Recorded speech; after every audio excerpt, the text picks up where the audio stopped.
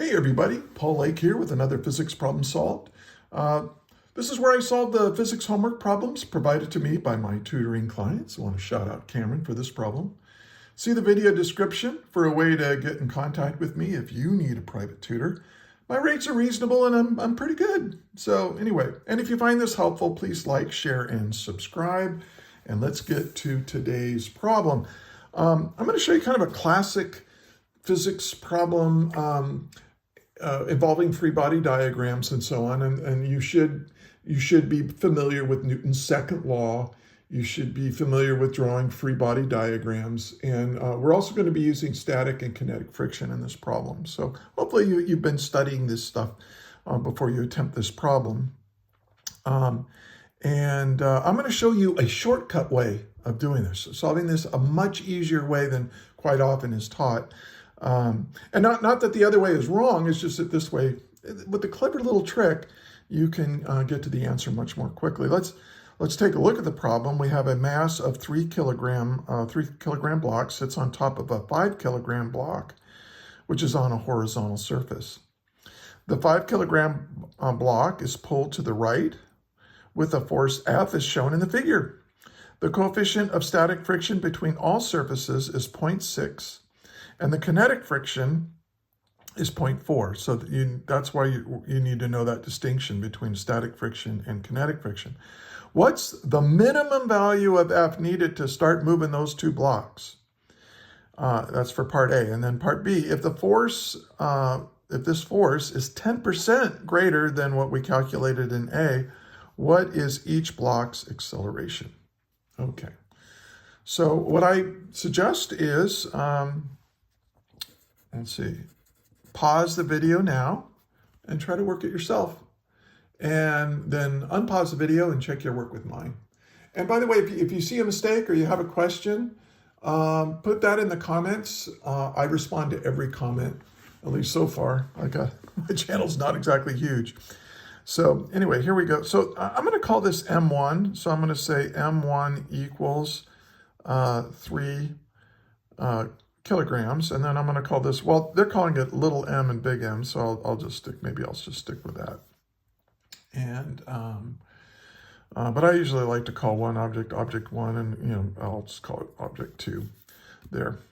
And so I've got a force, but I have other forces here, right? I've got friction between the 5 kilogram block and the surface. I've also got friction between the two blocks since they're sliding on each other. So I'm going to need to figure that out. And so this is a problem that involves force. So I'm going to, well, let's actually write down what I'm trying to find. I like to really lay out the problems carefully. Oh, and then I need to write the static coefficient of friction is 0.6. And once they start sliding, you get a little bit less friction. 0.40 is our coefficient of friction. And for A, we want, well, there's two ways of thinking about this. You can say that this is the minimum force to get them started sliding, or the maximum force before they start sliding. So you can think of it either way. I'll just go ahead and stick with what the problem said, the minimum force to start sliding. And then for part B, we want to know A, if F is 10% bigger than, and I'll call this F sub A, the answer we got for the force in part A. Okay, that's how I'm going to write that. So let's go ahead and solve these guys. Okay, now here's the I'm going to set up the way you're probably going to see this problem set up in a textbook or and that is this. They're going to draw two separate free body diagrams for this. So let's do that one for one. So we've got this guy here, object 1, and we've got gravity pulling it down, so that's going to be M1 times G. And then we're going to have a normal force, right, pushing up like this. And I'll say this is the normal force on object 1. And then I've got a tension force like this from this string. And then I've got well, that's it, huh? Oh, no. There's friction here between these two surfaces. So I've got a friction, and I'm going to call this the friction on from object on object 1. See, this thing wants to slide to the left, so friction is going to oppose that motion as it slides to the right. Okay. And then you'll quite often see it like this. What would make the most sense? Let's go ahead and I'll just go ahead and draw it right here. And here's the bottom one. And so I've got, this is trying to be pulled to the right by this force. And then we've got a friction force right here, and I'll call this F2, right? If it's trying to slide to the right, the friction on it is to the left. Now, here's the thing. Well, let's go ahead and get gravity in there. M2 times G, and then we've got this normal force on object 2. Now, this normal force is object 2 pushing up on object 1 to support its weight, support object's 1 weight, right? But this force, Newton's third law, for every force on one object, there's an equal and opposite force on another object. So what I'm going to do, now, I think you can see that this normal force here is just equal to the weight of object 1. So I'm just going to put M1G like that and label it that way. And then finally, I've got a tension force on it right here. Sorry, these are kind of getting crowded. So here's the tension force. Let me put a little division line right here. So here's the free body diagram for object 2. Here's the free body diagram for object 1. Now, here's what usually happens. You'll set up a force equation for object 1. You'll set up a force equation for object 2. Now, you don't know what this tension force is. And in order to solve for this force, you need to know what that is. So in general, what you do is you set up 2 equations and 2 unknowns, and then you substitute one into the other. And it's very doable, but it's a lot of algebra. And the more algebra you have, the more opportunities you have to make mistakes. So I'm going to show you a clever little trick where I'm going to combine these into one free body diagram. And this is a trick you can do anytime you have 2 objects pulled by a cable on a massless, frictionless pulley. You can do this trick. Now, what I'm going to do is I'm going to redraw this free body diagram. Let's draw object 2 right here. And so I've still got all these forces are kind of the same. I'm going to leave this tension force off though. Watch. Here's this force F that I'm solving for.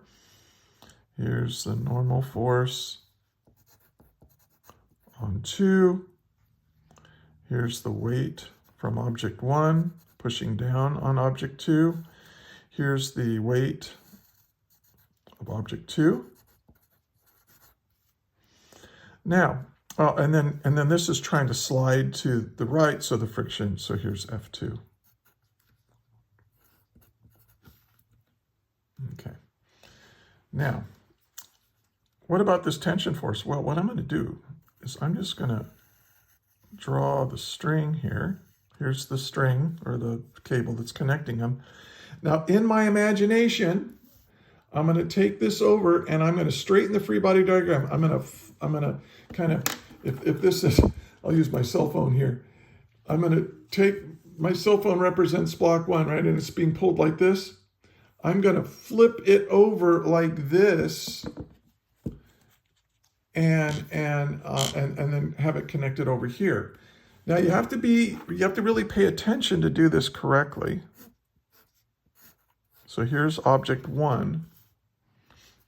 Now it still has m1 times g and this normal force.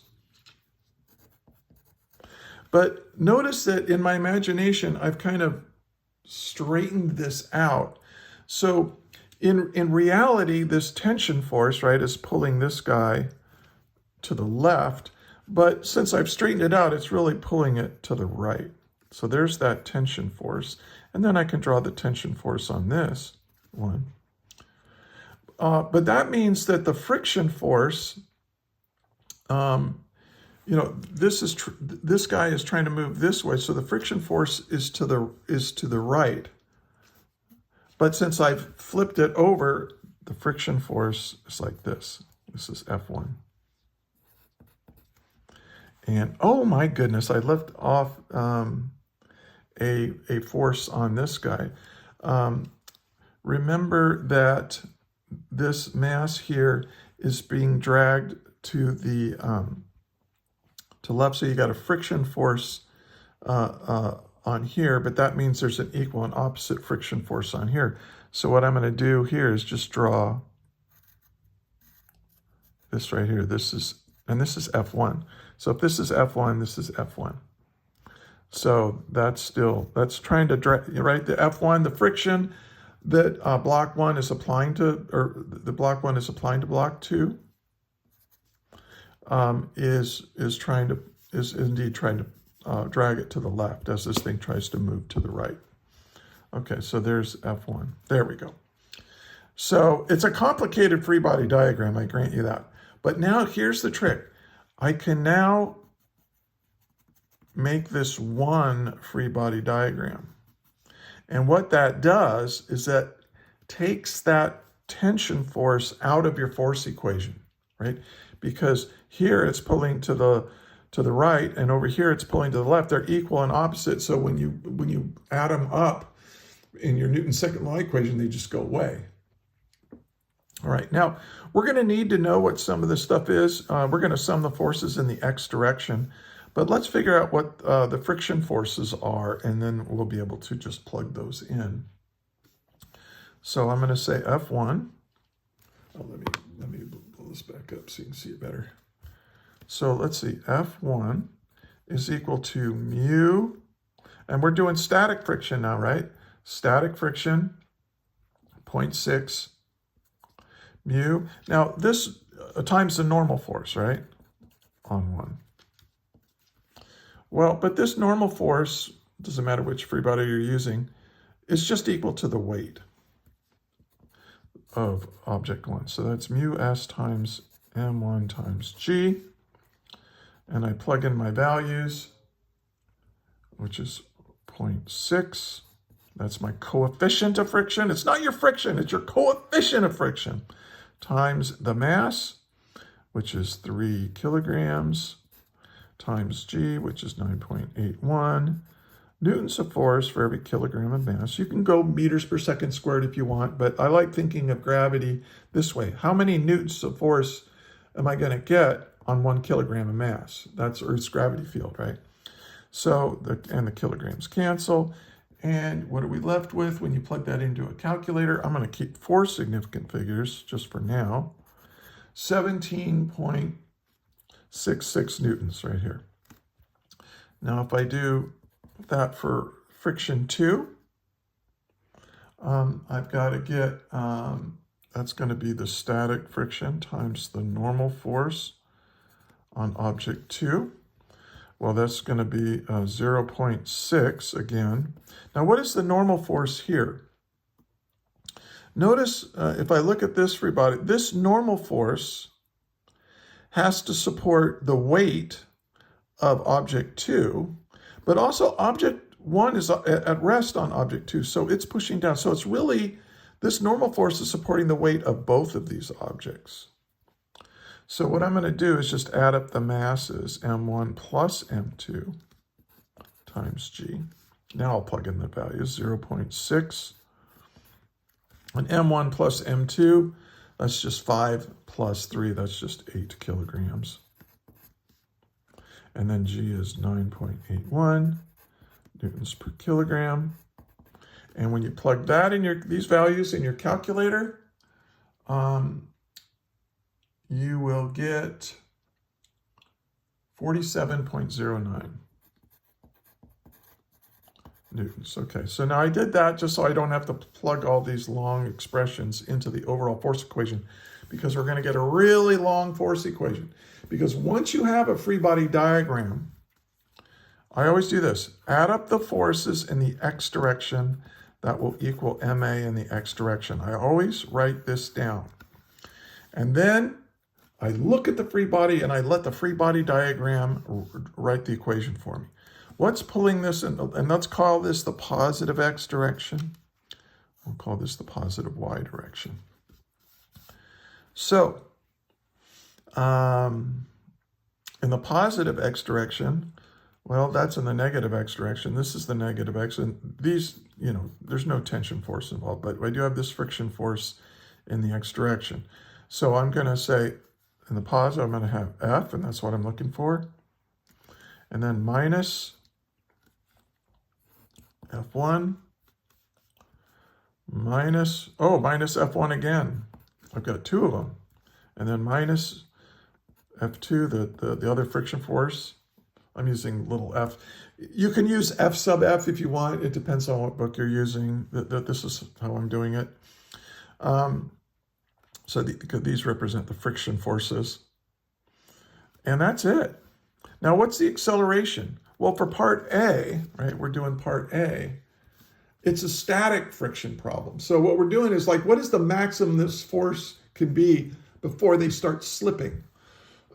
Which is the minimum force it can be when it starts slipping. We're just going to use that as the same value. Well, if it's not slipping yet, it's not accelerating. So A equals 0. So these all have to equal 0.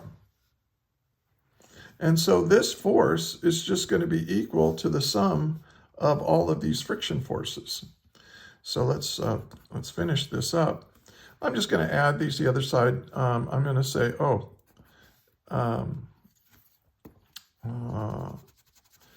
the force is equal to 2 times F1 plus F2.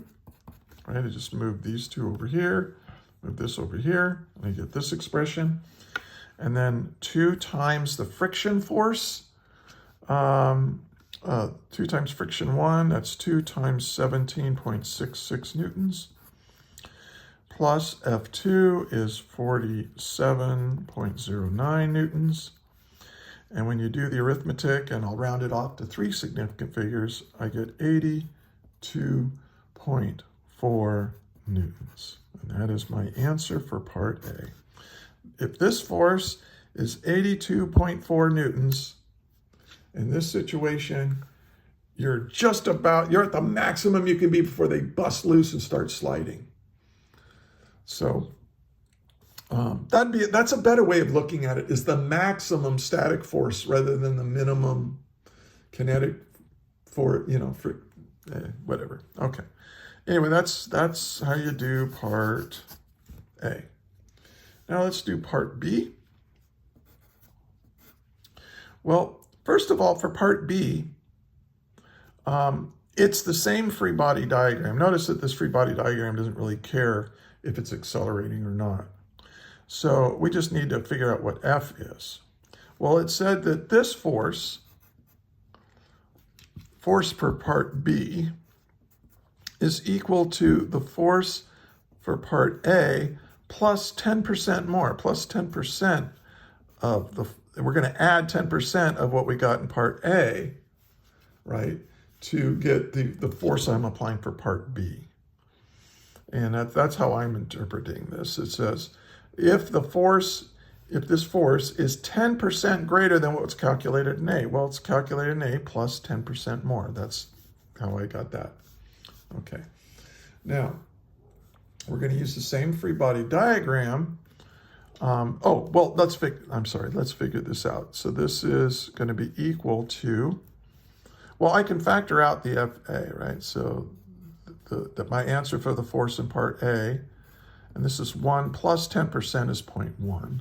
So this is really just what we got here, 82.4 newtons times 1.1. That gives us our 10% bigger. And so this turns out to be 90.65. 90.65 when you multiply this newtons, okay? Now I have to recalculate my friction forces, right? Because they're different, because in part B, we have sliding friction, or kinetic friction, not static friction, which is a little bit less. Well, quite a bit less, huh, for these materials. So let's figure out what F1 is again. And F1 is equal to mu, which is now 0.4, times the mass, times the gravity field. We're on Earth. And when you do this, you get something a little bit bigger. You get 11.77 newtons. Now, you could be clever, and I just thought of this. Just take these forces and multiply them by 1.1. You don't have to do this. You could have just taken this answer, 17.66, and multiplied by 1.1. I didn't think to do that when I did this problem ahead of time. Let's make sure that that's working. 17.66 times 1.1 should be equal to, oh, wait a minute. Oh, no, what am I doing? No, this is the way to do it. Never mind. I'm not going to re-record this. Sorry about that. I lost my mind for just a minute. That happens when you get to be my age. All right, so this is going to be 0.4 times the total mass, which is 8 kilograms.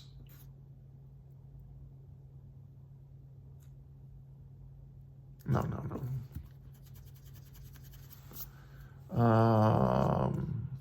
Oh, that is total. Okay, yeah, 8 kilograms times 9.81 newtons per kilogram. Yeah, there we go. That's just same amount of weight, normal forces. Remember, this is the normal force times 0.4 instead of 0.6. So yeah, you do have to multiply it all out. When you do that, you get 31.39. Sometimes I outsmart myself, and that's what I just did. All right, so now we know what the force is, and I know what the two friction forces are. And I have the same force, well, let's just redo it. Sum the forces in the x direction equals ma in the x direction. Oh, let me do this. And so what have I got? Well, I've got my force. Okay, but now I know what that force is. And then I have minus, I'll just go two F1s, minus F1 minus F2 equals MA. Because now the objects are accelerating. You should have a net force here, a non-zero net force, which will cause acceleration. Now, one thing to remember, this mass, whenever you use this, this is the mass of the free body diagram. Okay? So don't forget that. Don't think, oh, I'm going to use 5 kilograms. No, you have to use, this is my free body diagram, everything that's in here. So that's the total mass. So that's going to be 8 kilograms. So now I can solve for A. A is equal to this force, which we calculated as being 90.65 newtons, minus 2 times F1, which is 11.77 newtons, minus F2, which is 31.39 newtons. And then we have to divide by the mass. the mass of the free body divided by 8 kilograms. And when you do that, just plug all that arithmetic into your calculator, and you should get 4.47 meters per second squared. Now, the one last thing, the top guy is actually accelerating to the left.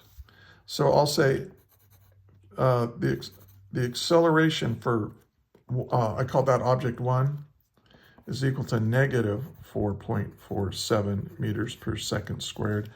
But the acceleration for object 2 is in the positive direction, positive 4.47 meters per second squared. So you might need to make that distinction depending on it. Woo! Okay, this is a long problem, but hey, you know what? It would have been longer if you had tried to write a force equation for this guy and a force equation for this guy and then solve them simultaneously. Actually, probably what you do is substitute for the tension force for F1, in there, and you'll get the same equation.